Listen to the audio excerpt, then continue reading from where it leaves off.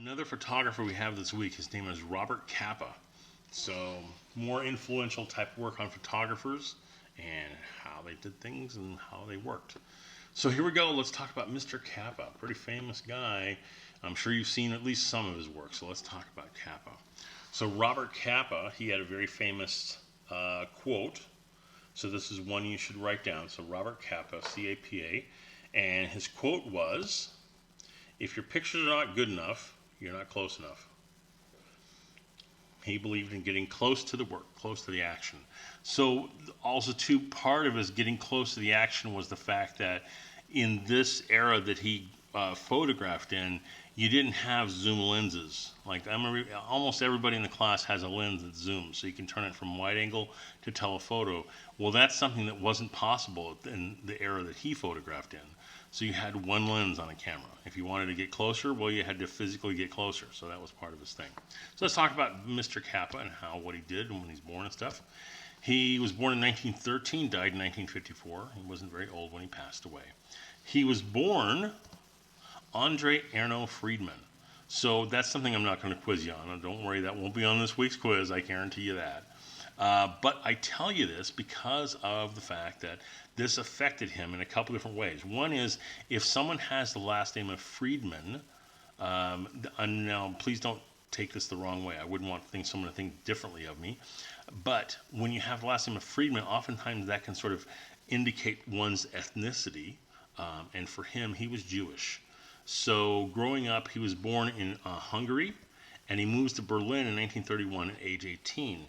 So if you remember world history, being in Berlin in the early 30s and being Jewish may not have been the best move ever. That's not, a lot of people didn't make it out of there at that point. So what he did was he decided to change his name from Andre Erno Friedman to Robert Capa because he wanted to have a more American sounding name. I'm sure a lot of you have probably heard the Hanukkah song by Adam Sandler where he sort of outs people who are Jewish who've changed their name. Well, yeah, they kind of needed to in order to make it because a lot of times people who have these very foreign sounding names couldn't make it in Hollywood or other ways up and only until recently. So he moved to Berlin in 1931 and 18. He moved from Germany to France in 1933 to avoid Nazism because obviously he could sort of see the writing on the wall. Things weren't going well. So he first started as a journalist, just to write articles, but then eventually became a photographer because he picked up a camera and realized he felt he could do it better than other photographers because other photographers weren't as willing to get as close as he was to his images. So his first sort of image of note is one here. This is called Leon Trotsky and the Meaning of Communism. So backstory, I won't go super deep. Don't worry, it won't be on a quiz. Leon Trotsky was the gentleman who, along with Lenin, not John, came up with the idea of communism in Soviet Russia. And so after Lenin dies, not John, Stalin takes over, and Leon was like, dude, this is not how we envisioned communism going. It's not fascism, it's communism. So Stalin doesn't really dig that, and so Stalin eventually has him assassinated. But he didn't take a picture of that. But this is about 2 weeks before he's assassinated. Anyhow, so along comes this thing called the Spanish Civil War, and this is sort of a build-up to World War II. So in 1936, he moves to Madrid, and he has a girlfriend at the time. Her name is Gerda Taro, and they decide to move to Madrid to help what they called it fight fascism with cameras. Because at the time, in 1936, Spain was being run more as a dictatorship. And so the rebels were trying to fight the whole thing. And this is Robert Capa on the right and his girlfriend Gerda Taro on the left in Barcelona in 1936. So they fell madly in love with each other and decided to take pictures at the same time. She was a photographer as well. And so there's some famous pictures of her. They're trapped in this sort of area with these rebel soldiers. And so they're trapped there like this with this rebel soldier. That's her behind the soldier. They're getting fired upon. Still getting fired upon. And you think, well, that that monumental of an image. Well, again, you have to realize that these are not telephoto lenses. These are lenses in which they're probably pretty close. They're probably no more than 20 feet apart from each other. So not very far apart, and they're getting fired upon with live ammunition. Here's some pictures during the war. So I show you this one because how did he take that picture? Hopefully you're thinking he did the motion, the panning thing, just like we talked about in class. This is like our assignment last week. He did the panning thing with this woman running with her dog. Well, why is this woman running with her dog? Because this is Barcelona and they're about to get bombed. And so they have these air raid sirens going off. So people are running to the air raid, to the bomb shelters. There's, the Spanish Civil War is one that's fought, in the streets of Spain as time goes by. So during this period of wartime, unfortunately, his girlfriend Gerda was killed in an accident in a vehicle. But he goes on and takes pictures, and he ends up taking this one picture called "Death of a Loyalist Soldier." So "Death of a Loyalist Soldier" is a very famous image, very famous war type image, and this is not it. But the gentleman on the very far left is about to lose his life, unfortunately. So Robert Capa was sort of embedded with this group of rebels, sort of like a Star Wars thing, Star Wars, the rebels against the Empire. And so he's with this band of rebels, and he's with them for a couple days. He's sort of camping out with them and things like that. Now, this is the 30s, and so they still sort of fought that trench warfare concept where they would go into trenches and come out and shoot and go back in. And so this is another trench. So he's going to sort of stand inside that trench and take a very famous picture. The man in the third picture, the third man that's third from the left, is going to fall and dive down and not get hit by a bullet. That's him diving down. But then the very guy on the very far left does the same thing. Unfortunately, is hit by a bullet, and that's it right there. So the guy we saw a minute ago on the far left-hand side, this is him getting killed by a bullet. So what do we see here? We see a couple things. One is there's no blood and gore. What you're seeing on the top of the guy's head is, that's not what you think it is. It's not, stuff. It's part of his hair and part of his hat that he had on. But we know that he has expired before he ever hits the ground. But there was some controversy about this picture, about that it may have been staged. But as people analyzed it and look at it, they realized this is not staged, because where this gentleman is falling, if you look in between his legs, you can sort of see a dark area there right near his leg, and that's his hand. And they call that the dead hand fall. And the fact that if someone were to stand up again towards you and sort of push you back, like to make you fall over, most time your first initial reaction would be to put your hands backwards to sort of catch yourself.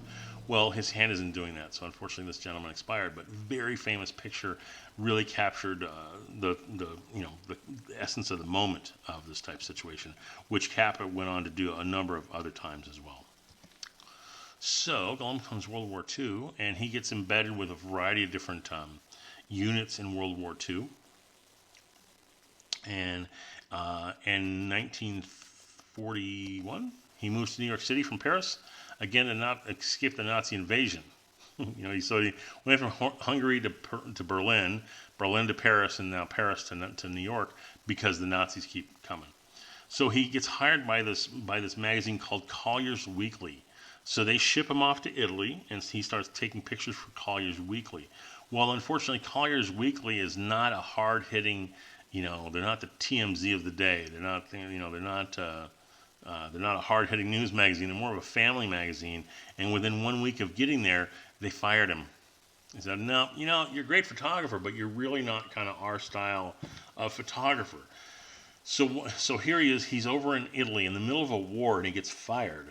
That takes a lot to make it through that, and so he did. And so he makes contact with some photographers from Life magazine, and continues to work with Life magazine for another 10 years after that. So he photographs the Italy invasion, and they have really short people in Italy apparently. But be that as it may, it was a very tough part of the war. The part of Italy that this was very much hill terrain area, very hard part of the World War II. So this is a picture of his that he took for Life magazine. These are some of the pictures from the Italy invasion. So there's a young German soldier who is probably no more than 12 or 13 years old. Here's us giving aid to a German soldier who's been injured. You have that once we would go into these towns and liberate the towns. Well, the townspeople were usually very grateful to have the United States and Britain come in and liberate these towns, and they were very emotional about it. The people on the right are singing their national anthem as their flag is being raised and the German flag is being put down. Some of them are tragic. Some of the scenes are very tragic. This woman in the middle is a school teacher, and so in war, sometimes you capture an area, and then that area falls again to the enemy, and that's what happened to this one little town in Italy. And when it fell, we took it over, and then the Germans pushed back and they captured it again. Well, when the Germans captured it again, they wanted to know who ratted them out. Who in this town told the Americans where we were. And so no one would say who ratted them out. So the Germans decided to go take a group of schoolboys, and in front of the school and everyone else, they assassinated this group of schoolboys. Those women that are around her are those young boys' mothers. And so again, if we have to think about the lenses that he used, he's using a lens in which he's probably no more than 10 to 15 feet away from these people as he's taking their picture. He's not safely across the street or around the corner taking a long shot with a telephoto lens. He's right there in their faces. He also documented that there's a lot of times in war there's downtime, so where people have to sort of think things through. These are women ambulance drivers, so they sort of think things through. And of course, in war you have times where you're not fighting all the time, so you just have to have off times. Sometimes the locals give you little treats, so it was there. And again, all these are ideas that, again, lenses that are very close-up lenses, so he's not very far away. He's not shooting them from safe distances. He's right there with the soldiers as this is happening. So along comes the D-Day invasion. Now, I'm going to give you some information about the D-Day invasion. I don't expect you to memorize it or write it down. I'm not going to quiz you. I'm just using this for reference. So I'm not going to quiz or test you on the D-Day invasion information. But it was June 6, 1944. And on that day, there was 160,000 Allied troops set to invade France. That's not all the people involved in D-Day, but those are the men that were involved and ready to invade France. And it was a 50-mile stretch of beach. And on that one day, just one day alone, 9,000 Allied troops were killed. Now, that's not injured and killed or both sides. That's just, United States, Britain, Canada, Australia, and New Zealand troops were killed, 9,000 on one day. And Robert Capa rode along with an LCI, what's called a landing craft infantry, on D-Day. He was the only reporter embedded with a division going ashore that morning. So I'm going to show you a couple of pictures, then I'll show you a little movie clip and a few things, talk about it a little bit. So here's some of his pictures. Here's the early picture in the morning. They're just getting off. They're on a bigger ship, and then they get into these little boats called LCIs, or landing craft infantry. Here's a better shot of an LCI. So we look at this picture and look at the men in these pictures. These men are probably no more than 19 or 20 years old. Some of them, maybe a little bit older. But most of them are 18, 19. Look at that one young man, the third from the back in the middle. I mean, he doesn't look like he's 15 years old. And these are the men that are going off to fight and run up these beaches. So now they're getting closer to the beach. Getting closer, now they're getting shot at from the Germans that are on the beach, or up above the beach, rather. Now this door opens up. When you're on these boats, the way you get out is these doors, these front doors. You can see that door is sort of floating in the water. This door would come down with a pulley system, and then the men would jump out and go up the beach. So their goal was to not only get out of the boat, but also to go up this water. This water was not warm water. It wasn't like the Gulf of Mexico. It's water like Seattle level cold. It's reasonably cold water. And they're wearing wool uniforms, so they have to not only do that, they have to go along this beach, and it's a flat beach. There's no cover. There's nothing to hide behind. And the Germans had these things called pillboxes, these cement bunkers up in the mountain that you can see there, the cliffside. They were just raining bullets down on the troops. So this is him coming forward with the other troops. And this, by far and away, is one of the most famous images, or iconic images as well, of wartime. People who didn't fight in this war, people who fought in other wars, previous and afterwards, would all concur that this is what it's like to be in a battle. This is the battle fog, or the battle effect that you have during a battle. In fact, everything's sort of blurry and happening without you really knowing what's going on. Now, if we take a look at this picture, take a look at the gentleman's face. Sort of, if I had asked you to say, okay, memorize that man's face, memorize it so you could possibly draw it later. So you could sort of look at it, think about it, and think, okay, yeah, I got it. Let's see, what type of nose does he have? Sort of a thin, pointy nose. He has very thin lips, sort of sunken eyes. You can sort of see he has sunken eyes kind of thing, right? So just remember that. Put that face to memory for a moment, and it'll come back in a moment. Here's another one where these men are sort of pinned down behind these are tank traps, and they're trying to stay under cover here, but there's not a lot of cover under these tank traps. So, let me show you a video real quick.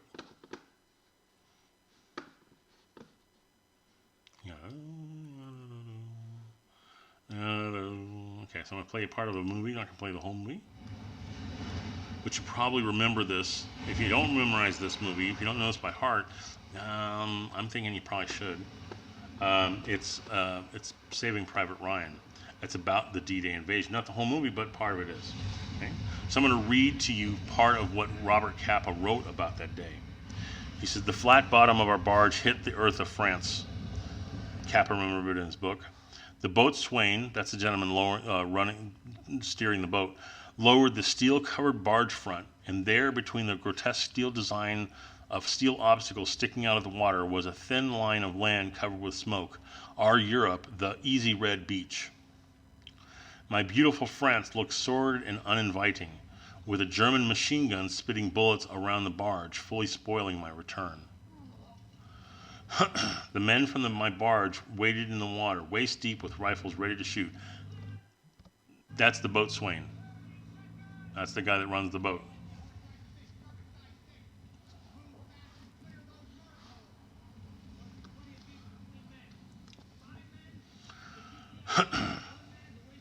Waist deep with rifles ready to shoot, with the invasion obstacles and the smoking beach in the background gangplank to take my first real pictures of the invasion.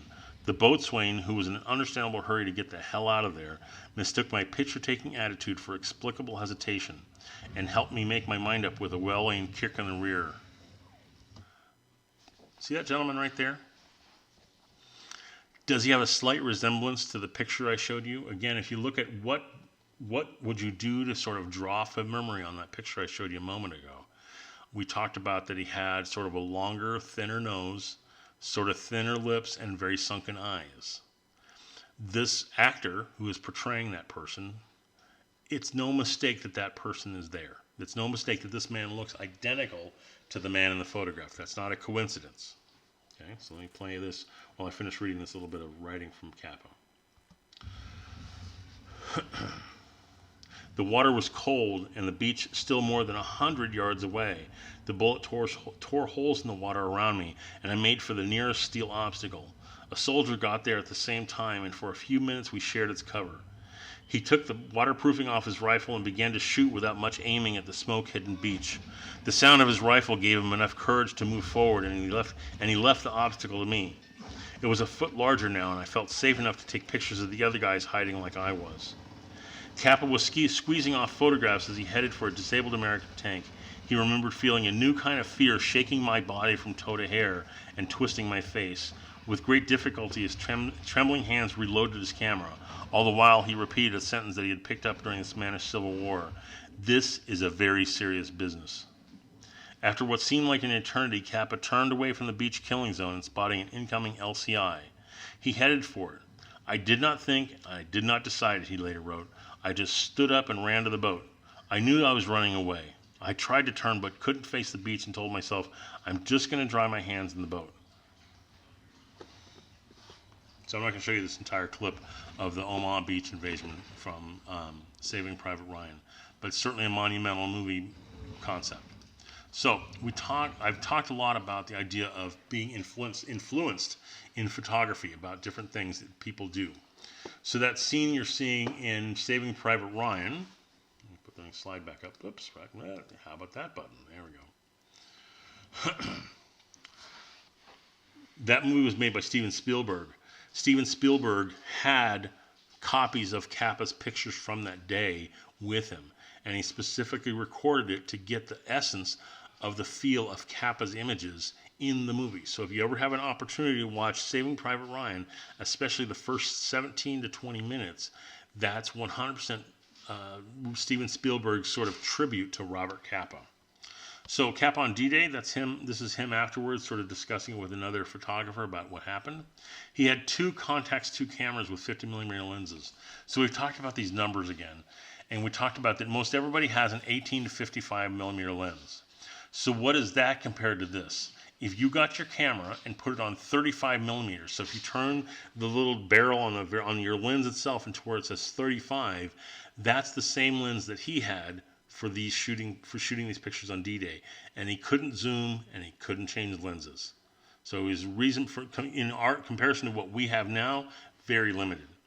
On D-Day, he took 106 frames of film, so basically 3 rolls of film.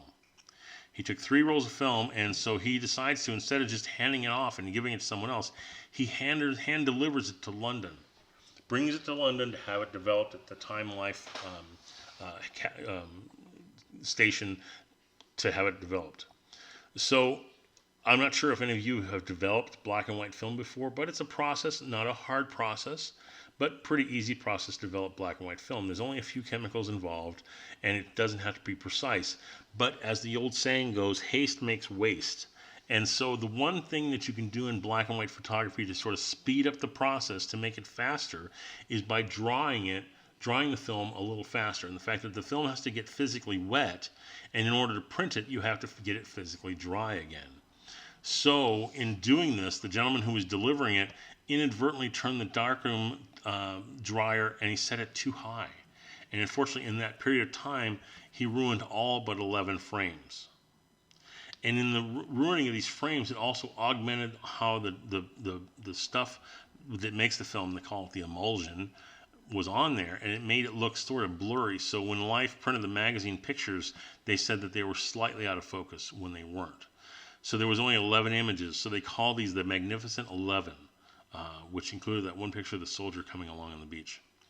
So eventually, we do liberate France over time, and of course Robert Capa is along with the ride. There's U.S. soldiers in a Sherman tank helping to liberate France.